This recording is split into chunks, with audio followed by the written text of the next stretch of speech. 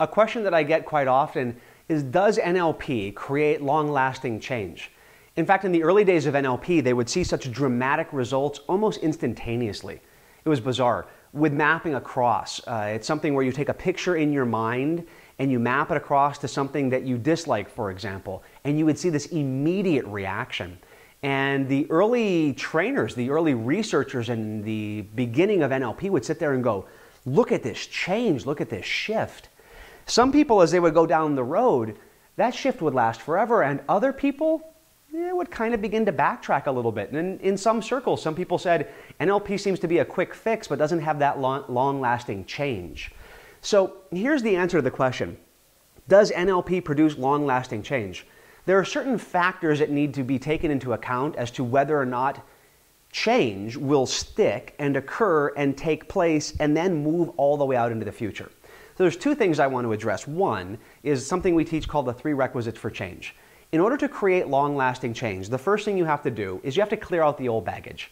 You got to let go of any of the negative emotions, limiting decisions, programming that would get in your way. You also have to have a solid goal for the future. That's why we spend so much time in our trainings on goal setting and also how do you let go of those things.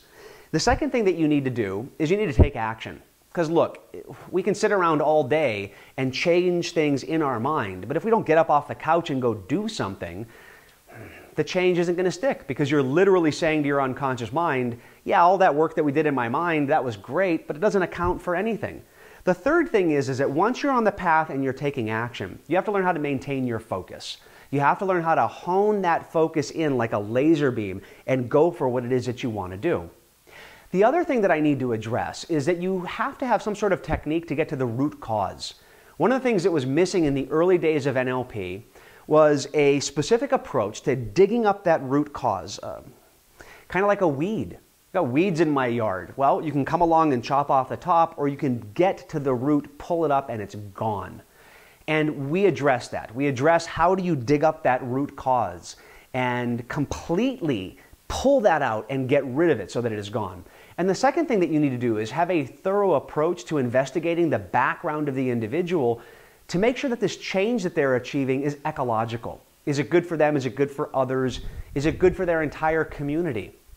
Classic example, one of my wife's cousins actually started smoking because in the military, and again, I have a lot of respect for our military personnel and the people that are out there putting their lives on the line. A lot of respect for them.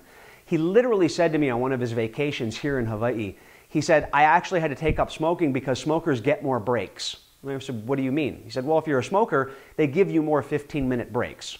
I said, can't you go out and take an air break? And he went, nope. That's a habit that I know specific techniques to help him quit smoking instantaneously. And if he goes back into that environment and he needs that time out, he's going to have to do something to get that time out. So you have to understand the full psychology of change in order to help people get long-lasting change. So NLP by itself can produce long-lasting change.